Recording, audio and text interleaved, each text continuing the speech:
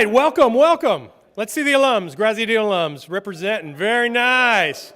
Friends of the university. We love friends of the university as well. Bravo, glad you're back here. I've even got some students here tonight. Where are my students? Yeah, look at that. They have exams like next week, and yet they're here tonight. Priorities. I like your priorities. It'll go a long way. Well, I am a sophomore at Pepperdine. I just came last year to oversee a new entertainment initiative, so I'm finishing up my second year. It's called the Center for Entertainment, Media, and Culture. And somehow, Pepperdine, living in Malibu, has just discovered, like, maybe we should do entertainment-related things. Took them a little while. They were worried about a few other things first. But now we're actually doing this. So we have a Pepperdine Entertainment Network, and I believe some of those folks who are part of that are here tonight. So you can find us on Facebook if you want to keep up with entertainment-related events. And so even in the past year, we've hosted all kind of filmmakers and folks from the entertainment industry on campus. We've had John Lee Hancock came and showed us The Blind Side before it was released. We had Antoine Fisher, the Antoine Fisher, who the film is based on. We had the good Sheen, Emilio Estevez. He came and showed his new film. Ron Meyer from Universal Studios came and talked to our students, which was kind of amazing. And we even had Oliver Stone. So those who have certain perceptions about, Pepperdine and conservative, Oliver Stone came to campus, and it's still standing. Didn't fall. Also, we've been pleased. We have a couple folks who have been teaching for us this year, and if you get the alumni magazine, you'll see Tom Shadyac is on the cover of it, the latest issue. He made Bruce Almighty and Liar Liar, and his new film is called I Am. And it's a kind of an environmental sustainability film. And then Randall Wallace, who wrote such small films as Braveheart, has been teaching screenwriting. So can you imagine, as an undergraduate, taking screenwriting with the writer of Braveheart? If that doesn't raise your game, I don't know what will. So anyway, it's an exciting time to be in entertainment at Pepperdine, and tonight is an example of that. Great crowd, great energy, and I'm thrilled because out of all those amazing 6, 7, 8 people that I mentioned, none of them went to Pepperdine. Only one, our guest, our keynote speaker here tonight, came to Pepperdine from Norwalk, Connecticut, his hometown, came to play tennis and ended up staying, majoring in communication, met his lovely wife, Holly.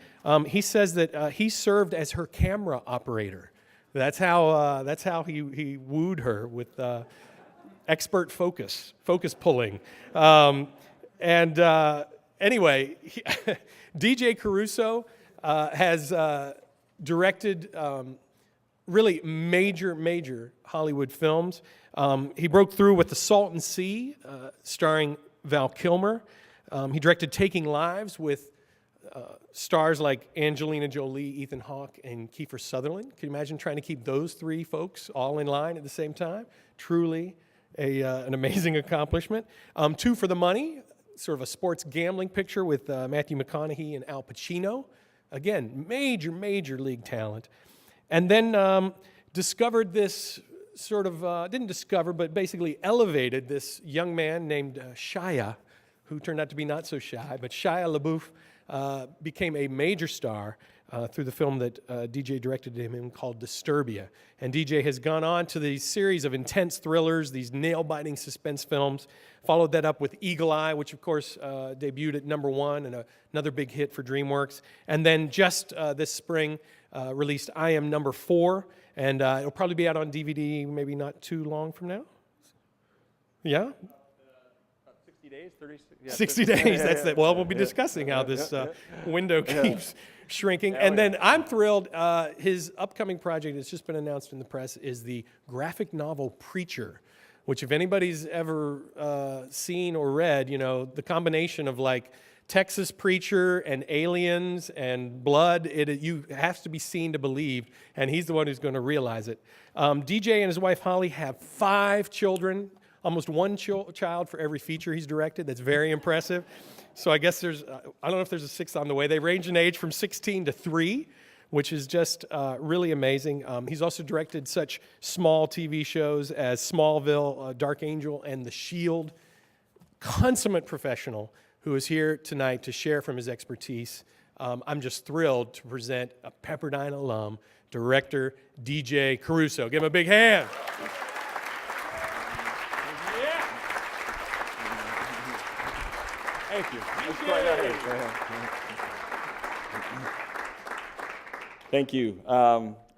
Please forgive me. I'm not used to being the one being looked at. I'm usually the one who directs where people are looking, so it's a little bit different for me. But it's nice to hear from Craig that the university's finally sort of really getting involved in the entertainment industry and getting the film program going, because back in '84, when I was there really wasn't a film program, but there was a couple classes. So it's nice to see that the industry, when you have Randall Wallace and Tom Shadyac, and when you're a young film student, you actually have people who are out there making movies, not just professors who really know about film history.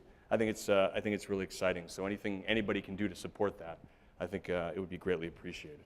So yeah, basically, I entered Pepperdine in 1984 and came out to play tennis, but really knew deep down that it was really just trying to get from Connecticut to Los Angeles, which was my primary concern, because I really wanted to be in the film business. I didn't know in what capacity or what way, but I knew I wanted to be in the film business. And my dad told me, if you want to make cars, you go to Detroit.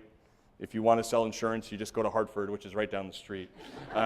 If you want to make movies, you got to get out of here. And so I took his advice, and I did. And it was quite scary, but it was definitely something that I really embraced as a great adventure. I majored in communications, sort of with an emphasis back then in television production. And the great thing about that was, I think literally within 4 weeks of being on the campus, I had a camera, and I had the key to the television station from Bill Dawson, and I was literally cutting and shooting and just doing things that were just horrible. I mean, they were just horrible. But at least the reason I chose Pepperdine was to get in there and to be able to get my hands on the cameras and just to do something that I hadn't been able to do before. Like I said, I majored in television production. There were 4 film classes that were offered at the time. I took all 4. Knew more than 3 of the teachers. But I had one class that literally, I don't want to say changed my life, but basically was an eye-opening event, and it was called Breaking Into the Entertainment Industry, and it was taught by an agent, a very big agent at the time called Bill Robinson. And Bill Robinson literally interviewed you to get in this class, whether you can only take it from a sophomore to a senior. I think he took 8 or 10 people. And so it was really the first time I was actually going for a job. And sat down, went to Bill, you go to his house and you interview with him for an hour, and was one, as a sophomore, I think it was the only sophomore that got chosen to be in that class with a bunch of seniors and juniors. And the criteria Bill had was, he said there was this intangible thing, and I don't know if I had it or not, that certain people have, and a lot of people want to be in this business, but a lot of people don't really want to do the work or have what it takes to really go beyond what you need to do. And one of the first stories Bill told was just about being intuitive and to try to figure things out about, you have to be able to solve problems. You have to be able to fetch coffee better than anybody who ever fetched coffee. You have to be able to understand film history. You just have to have a broad knowledge, and there's nothing that should be able to stop you if you really have your eye on the prize. And one of the stories he told in his very first film class, and this is the great thing about this class, this is what I loved about Pepperdine, was Bill had a house in Bonsall Canyon. It was a beautiful house, and the class was held there once a week at his house at his dinner table. And he made you dinner. And Robert Duvall would come over, and he would be our speaker for the day. And Carol Burnett would come over, and then James Garner, and then great cameramen who won Academy Awards. So literally, this class was, you were being injected into the industry and learning about things from people that you only would imagine. When you call your dad, "Dad, I just met Robert Duvall. He spoke for 4 hours, and he cried. It was amazing." So that's what Pepperdine was to me. I have such fond memories of that. And I think the story Bill told that just kind of stuck with me, and I always tell people this, and even when I'm interviewing for a PA or any kind of situation, he tells the story of being a page at NBC. He was a page, and at NBC at the time, back in the 50s, Jerry Lewis was there, and he was having a heated argument with one of the producers of one of the shows, and Bill was a page, and you have in the page land, you basically have 18 months to prove yourself and get a job.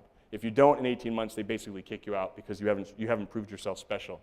And Bill told this story about Jerry Lewis was having this big argument with the producer, and they basically looked over to him and said, "Kid, get us some coffee, now." They said, "Okay, great." And they said, "Cream and sugar." So it was late, people had left, they're still fighting, there's really nobody left, and Bill realizes he has the coffee, but he has no cream and sugar. So he just starts to panic, and he basically starts going from office to office, and he sees a piece of half-eaten birthday cake sitting on a desk. and he thinks, all right, there's sugar in that, and if I mix this in, it's going to look like there's cream and sugar in this coffee. Right? Ultimately, he does this, he sticks it up, and he gives them the coffee, and these guys are arguing, and they sip the coffee and basically just don't even miss a beat. I think what he was trying to tell us in that story was, like, no matter what business you're in, you have to be that intuitive. You have to figure things out. You have to take chances. And these are the people, particularly in the Hollywood industry, that are going to make it, because you're going to be able to solve these problems and to work harder. So anyway, I'm sorry to digress by that, but Bill, I was just thinking about that class when I was out in the lobby, and it was such an important class. I guess we're here tonight to talk about technology a little bit and how it's affected the film industry. And again, I was there at Pepperdine, and the first pieces of equipment I ever had my hands on were a Betacam, which is probably in a museum right now, and offline editing systems. But to me, that was paradise, you know, because basically I would just go in there and shoot stuff and sit there all night and just edit and edit and edit. And so it started with that. And as things progressed, I learned to chase down some internships, and I ultimately hooked up an internship at Disney in one of the summertime programs, and ultimately stayed there for a long time and hooked up with a filmmaker named John Badham, who again was another hero of mine, because one of the first movies I saw that I wasn't supposed to see was a movie called Saturday Night Fever, which he directed. And so he directed Saturday Night Fever, he directed War Games, he directed Blue Thunder, and so here I was working as his production assistant. And I think I was out of college for about 3 weeks when I had my first job. And I think that's, again, attributed to Pepperdine and location and all the great things and the opportunities that it provided. John's movies, Blue Thunder and War Games, definitely dealt with technology. And thematically, I think it sort of fits in today to where we are, is War Games and Blue Thunder dealt with the genius and the brilliance and the opportunity that technology provides through the helicopters and through the computers, but ultimately dealt with the danger and the downside and the dangerous sort of dark path we can go down if we rely on technology too much.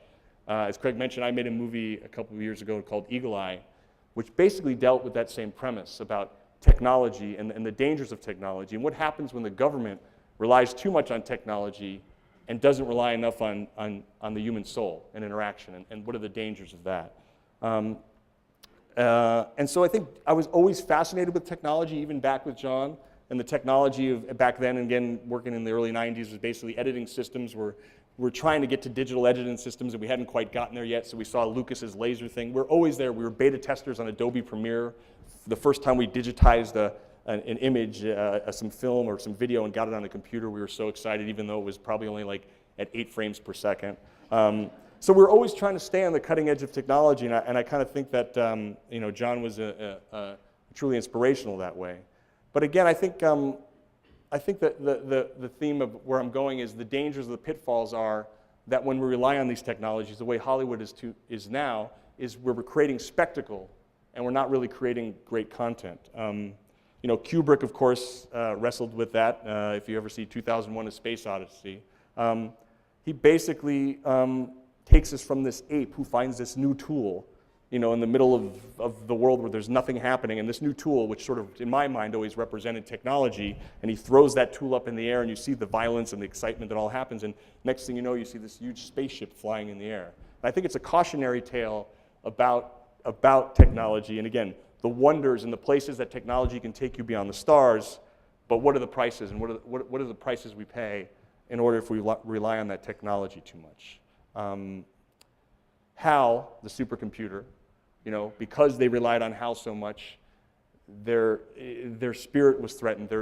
They were put in jeopardy because they didn't rely on the human spirit. I think Kubrick wrestled with that. Spielberg wrestled with the same theme in AI, which was also a Kubrick script, of basically about a boy who was a robot, and this robot wanted to become a little boy who had a heart, who had feelings. And I think, again, symbolically, I'm trying to make the parallel of where I think the industry is going today, and I think you'll see where I'm going, is that here is a perfectly constructed robot boy who's replacing a son who was lost to a family, but ultimately this robot, even the technology in a Kubrick Spielberg movie knows that they're missing the heart.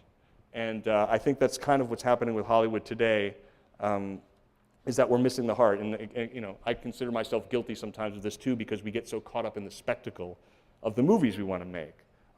Yes, we can make great creatures, and we can take you to worlds that we've never seen before because the technology is allowing us to do that. But at the same time, we have to make sure that we don't digitize human emotion. And I think so many of these films are digitizing human emotion because we're not really getting to the core of the matter. We're getting to what can sell. My favorite film last year, and I confess, was Toy Story 3. I just thought that film was incredibly brilliant. And here you have a great company like Pixar, which is finally, delving into 3D, and we'll talk about 3D in a moment. But ultimately, you have computer-generated characters that are toys that speak, and I swear I was riveted to my seat thinking, oh my God, they're going to be incinerated, and I think I'm crying. Okay? And so I thought, when a movie can do that, that's when you can blend technology. It's a perfect blending of technology where the technology is invisible, basically, and it's about characters that have a universality and have problems, and they're trying to solve these problems, and it's sort of about the triumph of the human spirit. So I think that's very important. I think Hollywood has fallen into the trend of eventizing these digital extravaganzas and selling technology and not really selling the story or selling the movie, because we're starting to feel, for the very first time in our industry since I've been in it, 2009, when the economy really took a dive, our business, like always historically, our business was booming because people wanted the 2-hour escape. They wanted to get away from their regular lives, and they didn't care. So much, $10 for a movie ticket and $8 for popcorn or soda, it didn't seem so bad anymore. And then what happened in 2010 was we literally started to sink. Attendance just started to drop. And I think it's our responsibility, because I think the movies really stunk. I think people started to go, okay, I get it. This is the escape I need to get, but I'm not going to fall for that again. And I think Hollywood is sort of falling into that. And I was really, really encouraged by the Academy Awards last year, because if you remember late, we got into a place where The Black Swan, The Fighter, The Social Network, I'm leaving one out here, and even The Town and The King's Speech, these movies were all rated R, which doesn't fit the Hollywood PG-13 3D scenario. None of those movies were in 3D. They all did tremendous business, and they all really were really, they were very well received in the awards categories as well. And I think Hollywood sort of didn't know what to make of them, because a lot of these movies were made independently. Black Swan, literally the day before it started shooting, lost all its financing, and some oil financer came in and decided to finance the movie. The Fighter was years and years of trying to get money, and so all of a sudden, this sort of little movement to me, it was very encouraging, because I think it, at least for a moment, enabled some of these Hollywood executives to open their eyes and realize that we have to make movies for everybody. We can't just make these event movies. We have to sort of fill it in, and as a filmmaker, I feel responsible at the same time. And I think part of this, again, dealing with the technology, is the phenomenal success of Avatar. From both technological standpoint and a financial standpoint, basically tarnished our business for a while, because first of all, you have to understand James Cameron is a genius, okay? And everything he does takes 5 to 7 years to create. It took him 18 months just to create the language that they speak in Avatar, okay? And I think what happened was people saw that 3D movement and really jumped on this bandwagon, and then all of a sudden you have a movie like Clash of the Titans. And again, I don't want to, I'm hoping nobody worked on it. But you have a movie like that that was finished, and they decided, we're going to make this movie 3D. We're going to send this movie to Korea, and we're going to go to this company, and we're going to try to make this movie 3D because we want to get higher ticket prices. The filmmaker himself saw the final product and walked out of the screening. Okay? By the way, Clash of the Titans opened to $70 million, and they're making a sequel. I don't know if you saw it, but it was blurry. It was I don't want to say unwatchable, but the technology that they threw into the movie to eventize it actually ruined the whole movie experience. And so, I think what happens is, Avatar being such a success, Hollywood's not sophisticated enough to realize that James Cameron does a lot of R&D for all of us, and that ultimately just jumping on that bandwagon was definitely the wrong way to go. Let's see. I also want to talk about 3D, just because I have a personal thing. I really feel like 3D is a trend. It was a trend in the 50s. It kind of tried to come back in the 70s a little bit. And I think ultimately, the glasses, the sort of quality of the product, I think ultimately the goofiness of it all was sort of going to fade out. And I think Hollywood is starting to feel like, again, we just talked about the attendance dropping. And I sort of feel like people are sort of catching on to it. Yes, you go see Toy Story in 3D, it's pretty cool, it's pretty amazing, but at the same time, I think it's still a great 2D experience. And certain movies like Avatar were made specifically to be in 3D. And I think that's probably obviously it's the most successful one for me from a technological standpoint, because Cameron is putting you into the scene, and an over-the-shoulder shot feels like an over-the-shoulder shot, and you feel like you're part of it, as opposed to sort of an afterthought. I want to shift gears a little bit too and talk about what's great about technology, and if there's young film students in here, is obviously, Final Cut Pro, the Red camera, all of these things and all of these opportunities you have to make movies that we didn't have before. I mean, there's no excuse not to make a movie now, whether it's good or bad. And I think by making some bad movies, you can learn. And what we ultimately have to do is figure out a way that these movies can get seen. Obviously, the film festivals are very competitive. But at the same time, I really get annoyed when someone says, "Oh, I just shot a movie. You got to go see it on YouTube." And I just feel like that's still defeating the purpose of sort of the cinematic experience of what's happening.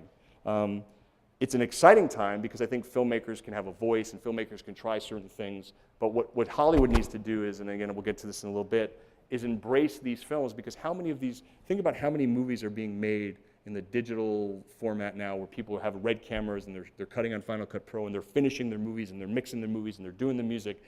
Just so statistically, in the last 3 years, Hollywood distribution of movies has been shrinking. So here we have all these movies being made, and some of them are pretty fantastic, little, beautiful little movies, and basically there's no avenue for them to be seen because Hollywood doesn't have any money left to show these movies because they're spending it all on a $200 million spectacle movie. So I think that the excitement is that there's going to be a lot of good movies made. The question is, and we'll hopefully get to this, and I don't know if there'll ever be a solution, but hopefully that we're going to find that fine line between Hollywood helping these movies instead of just sort of not even acknowledging they exist. So I'm hoping that we get more breakout movies from filmmakers that we've never heard of. I mean, there's the Paranormal Activity sort of phenomenon that kind of happened of a movie that I think that cost $19,000 and ended up grossing $108 million at the box office and did that overseas. So think about that, an investment of $18,000. That's pretty amazing. It's pretty phenomenal. So hopefully more of those things will happen. And again, oddly enough, and just looking at my notes here, it just seems so ironic that we're making more movies, but less movies are getting distributed every year.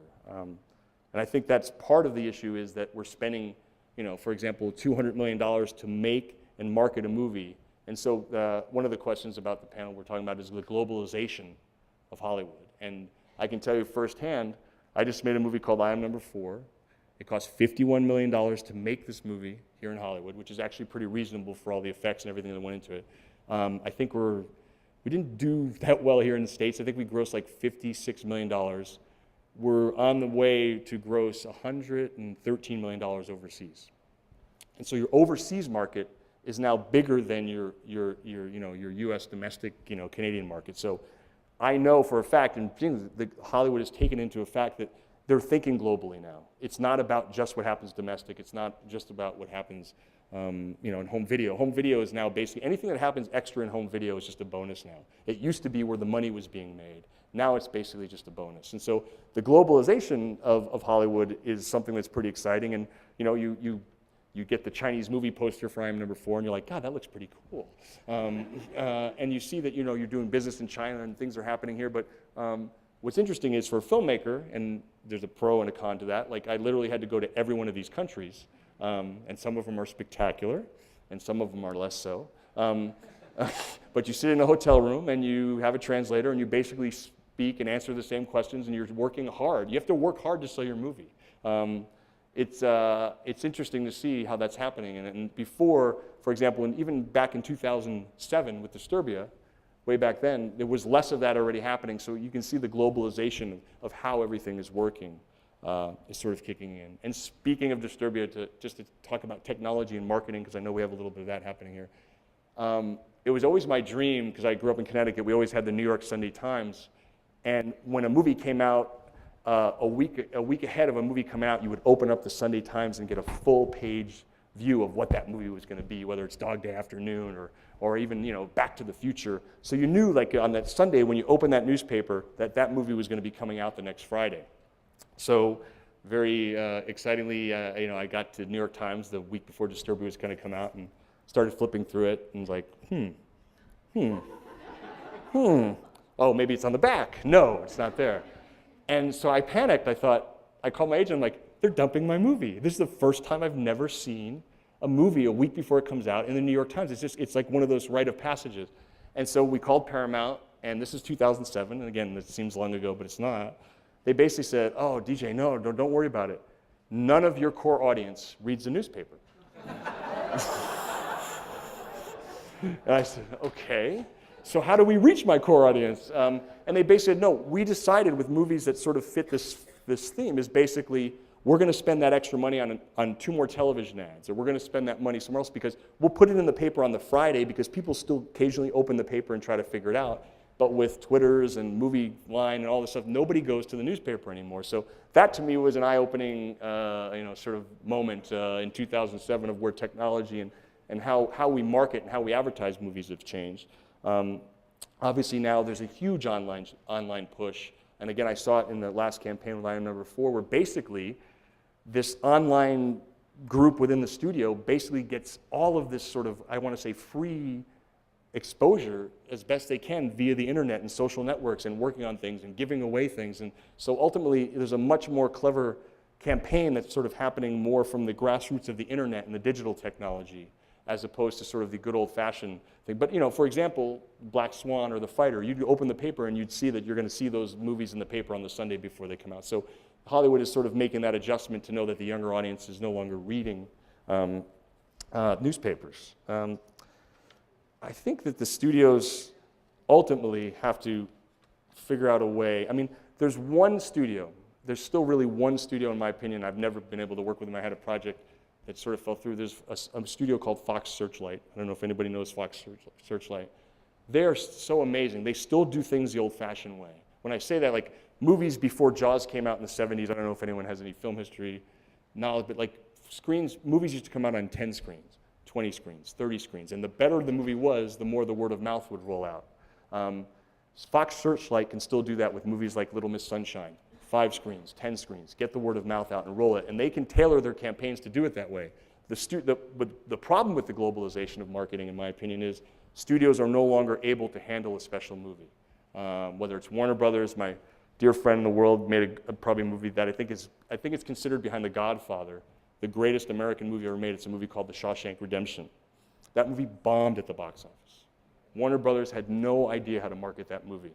And the movie, I think it's one of the most beautiful American movies ever made. And I'm just using that as an example to say, like, Warner Brothers didn't know how to take that movie off their machine and sort of make a special campaign so people can discover and find that movie. And I think that's one thing that Fox Searchlight does, and I think that's something that's a rarity nowadays. And so I think that the big marketing machines and the campaigns that the studios are doing have to be looked at in order to allow some of these smaller movies to get their thing. Let's see. I guess the question was sort of presented to me about how can Los Angeles or Hollywood deal with the globalization and sort of the shrinking GDP, and are we dealing with it and can we deal with it? And I would say that I think if you look historically, the movie business has always been able to handle this. If you go back to the 70s, when a lot of great sort of American movies were being made that wouldn't be made in the system today, whether it's, in '69, Midnight Cowboy, then you had The French Connection that was being made. You had Dog Day Afternoon by Sidney Lumet, God rest his soul. All of those movies were made in the 70s when people stopped going to the movies because studios did not know what was selling and what was working. And so it allowed all these great filmmakers, like hopefully all these young digital filmmakers that are going to be, hopefully it allowed them to have a voice because Hollywood said, let's make this. I have no idea what people want to see. And that was sort of, if you ask people, the highlight of American cinema, when American directors were really auteurs again. And I'm hoping that we can steer back towards that because right now we're steering ourselves away. So can Hollywood deal with this, or Los Angeles deal with it? And I would say yes, I think we can. I think because we have this global marketing approach, there's an easier way to get the awareness out. And if we simply make better movies, people will go.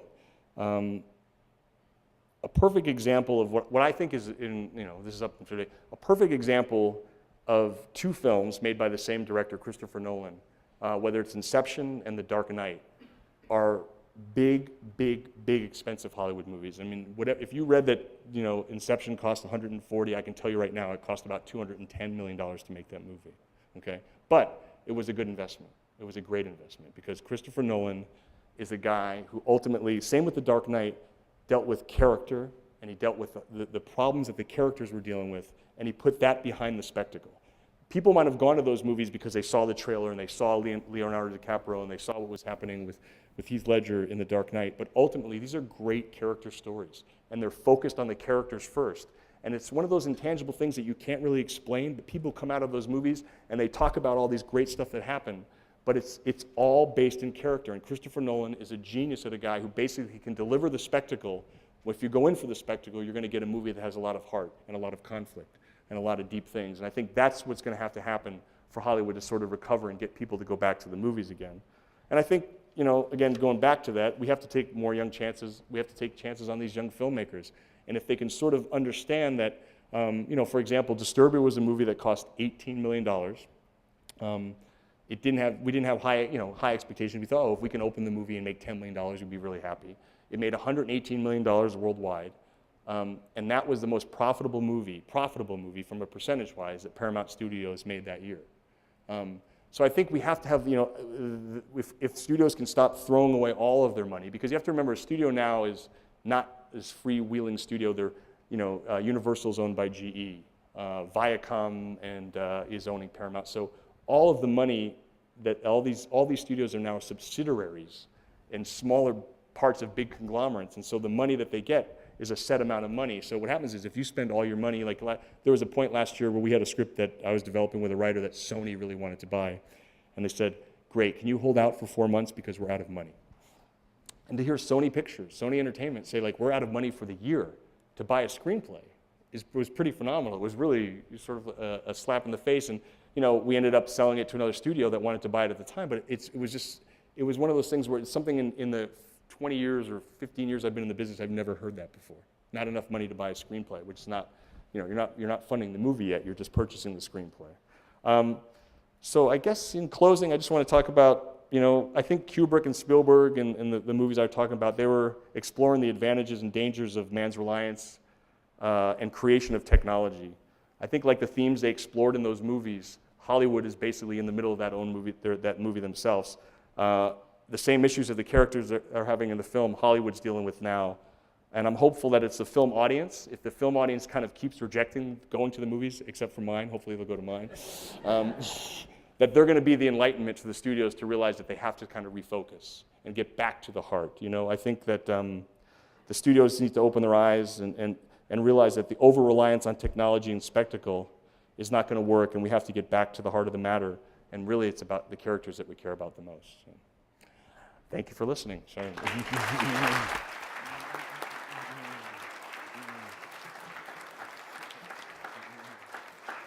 So we have time for some questions. You may have some questions for someone who can obviously speak so candidly and in such an informed way about really high-level stuff that's often intangible. And so I'm going to ask the first question, and then I think we have mics here, so if you want to ask a question, just make your way to the mic. But the first question I have for you, DJ, you talked about, Bill Robinson talked about intangibles.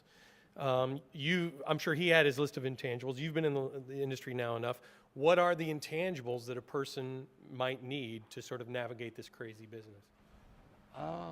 I think it's one of those things where what I've realized in my experience is it's something that I don't know if it can necessarily be taught, but it's something that's sort of inherent. It's sort of an instinct. It's sort of, I think that's what Bill was kind of dealing with is, you know, for example, I've had certain people that have worked with me over the years now where, you know, you give them a project or you give them something to do and particularly research on certain things, and ultimately you realize that when that research comes back, that it's so detailed and so surpassed everything. I think so many people just want to give you things and get it off their checklist that they're not really putting any of their personality into it. And we're in a business of really, you know, of sort of collaboration and enthusiasm. And I think people just do enough to get by is when you realize, like, okay, that's not someone I want to, you know. I took my kids to a basketball camp once with Mike Krzyzewski, who coaches at Duke, and he gave this great speech about, and I was like literally taking notes. He was talking to the kids, but he was saying, like, you know, you're the bus driver of your own life, kids, and ultimately you have to decide whose bus you're going to get on or who you're going to let on your own bus.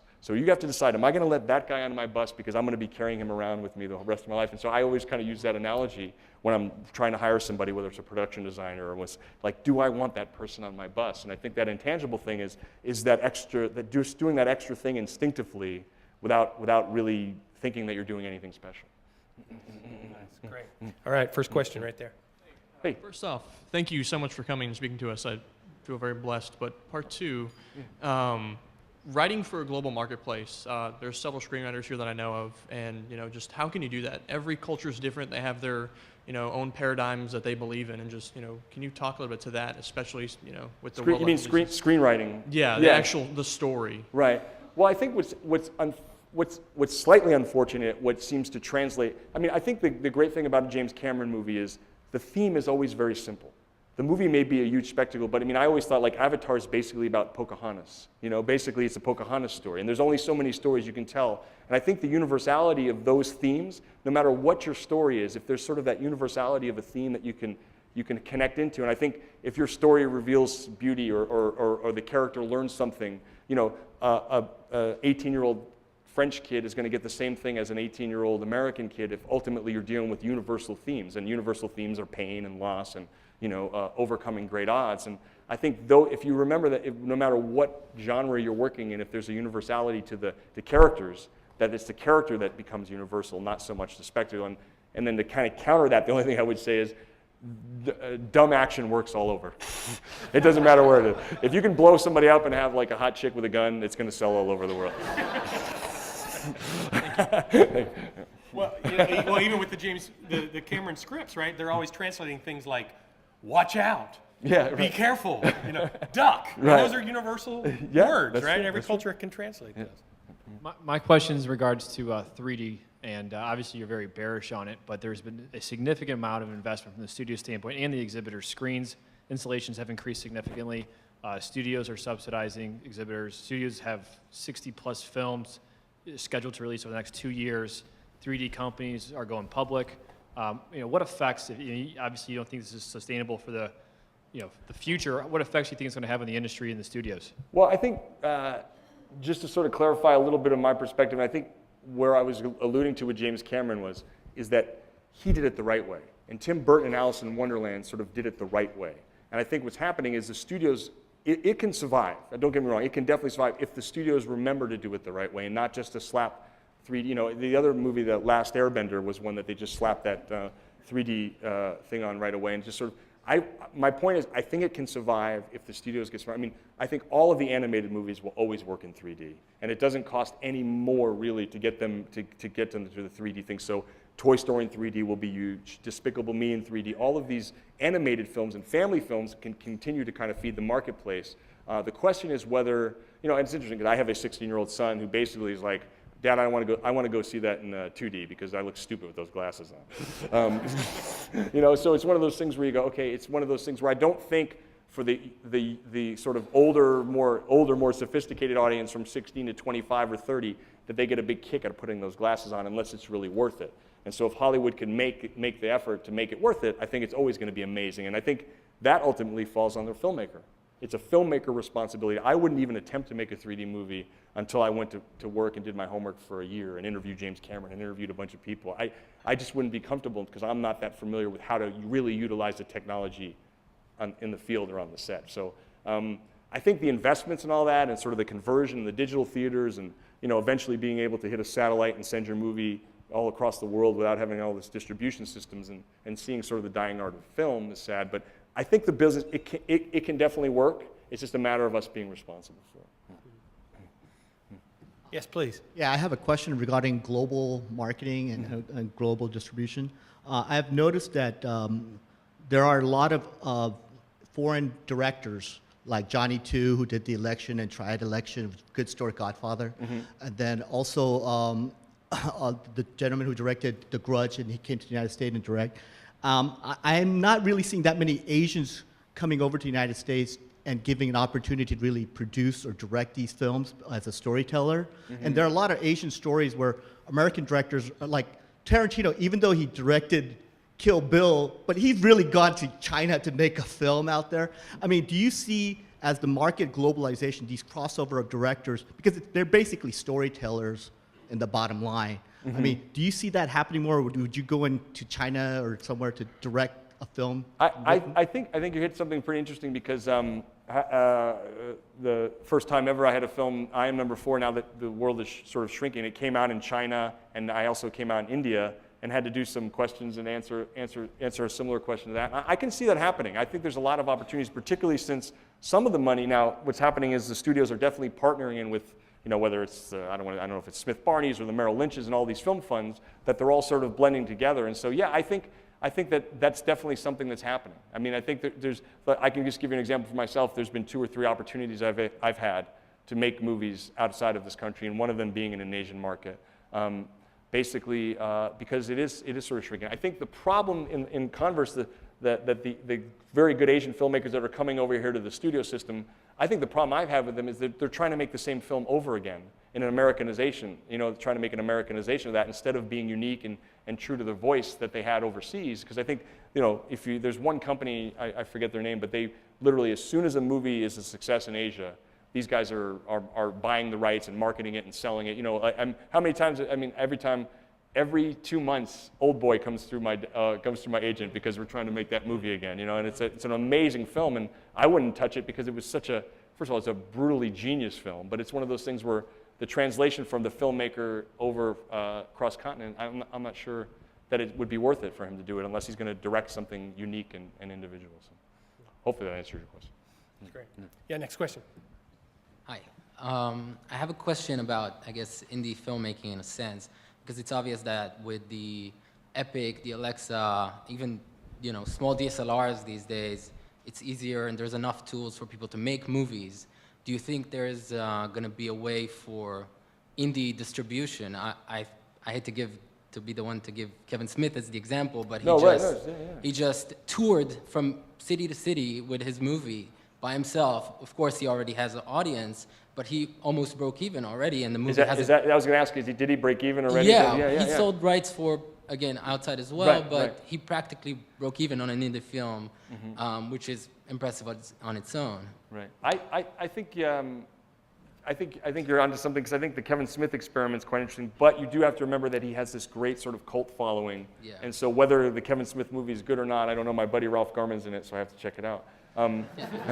But that's a really interesting example. I think that, and again, I was actually trying to think as I was coming over today, like some of these movies that are going direct to Netflix, like are they considered a success? Are they helping the filmmakers more so than helping someone who's Netflix is looking for product for low amount of money so they can to provide new product, but are those actually helping the filmmaker?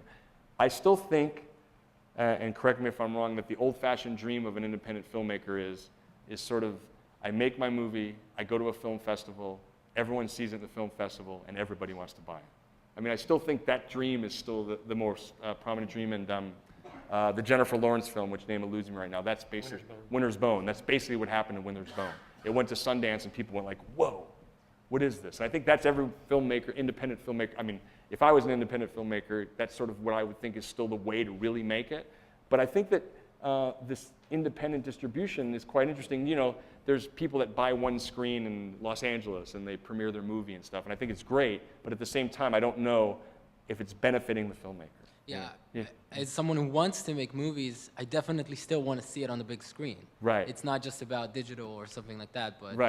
Right. So I still think the goal is the film festival. I mean, and it still seems to me it hasn't changed that much. The film festival can introduce your film on the bigger screen to the audience and people who can see it, who have influence and want to help you. I mean, it's always for me, and I still feel this way, and we're like filmmakers are independent contractors. I'm looking for my next house to remodel, basically, and I always think that, oh my gosh, what if it's not there? And so you're always worrying, and it from a young filmmaker to someone who's done, it's one of those jobs where you never really have peace of mind because you're always trying. With Preacher, we're getting the script right. Amy Pascal thinks it's too dark, and so you're always working on things that you're trying to get going. So, we're all in the same boat, I think. But I think the Kevin Smith experiment would be very, very interesting to see if someone would follow that route without having the Kevin Smith cult following, but it would probably require you to have some actor or actress in your film that can at least get you some attention for some media. Yeah. Thank you. Yeah, thank you. Great. Maybe one more question right here. Question. We're all getting used to seeing things that are this big on a screen. Do you think there's going to continue to be a human need for the cinematic experience? I think so. I think it's still a testament to there's nothing like sitting in the theater, whether it's a comedy or a scary movie or a great sweeping epic film, and sitting there when the lights go off and the popcorn and having no other distractions, you know, and trying to, you know, see the girl if she's scared and do the old stretch and get your arm around her. Honestly, I mean, that's what's happening. I mean, there's still magic in that. Thank God there's still beautiful moments that happen in the movie theater. And I think ultimately you get so numb to the product. And you know, I've been on an airplane, someone's watching my movie on a friggin' iPhone, you know, and you're like, oh my God. Oh, yeah, oh God, you gotta be kidding me. But no, I still think, you know, I think this argument or this sort of, it goes back to home video. When home video came out, everyone said the movie business is gonna die. You know, and ultimately it didn't. It just thrived because I still think that whole getting out for 2 hours and shutting everything out of your life and not just, because now you can be watching a movie and you're getting a text at the same time. It's not really shutting everything out. So I still believe in the good old cinematic experience. Okay, that's what I wanted to hear. Thank you. So I'm going to have the panelists make their way up here, and as they do, I'm going to ask you one more question here. Sure. Rob Moore, head of production at Paramount, Disturbia and Eagle Eye, also a Pepperdine grad, right? And then That's I know there's right. some Pepperdine grads who are like agents at William Morris Endeavor. That's right. Is there a Pepperdine mafia kind of that we have never sort of You know, seen? I think there's a small Pepperdine mafia. It's not as big as the UCLA and the USC mafia, but it's definitely in there. And there's been a lot of people coming out of you know, that are very successful in our business without really sort of having a film school or necessarily the programs to have it. But I think it's part of the great staff, the great opportunities. And I remember being in a news class, a journalism class, where we were doing news stories. And I remember literally out of the 12 people in that class, 10 people were having internships. And like, I got to go work in entertainment tonight, and I got to go work here, and I got to go. And so you realize, and all those people are doing really well right now. And I think it's because you just had it was the time. And again, internships are a lot harder to get now because of insurance and all these other things. But at the time, I really realized that all these people were doing really, really well because they got into the industry at a very young age. DJ Caruso has been generous with his time and his wisdom. Please give him a big hand. Thank you.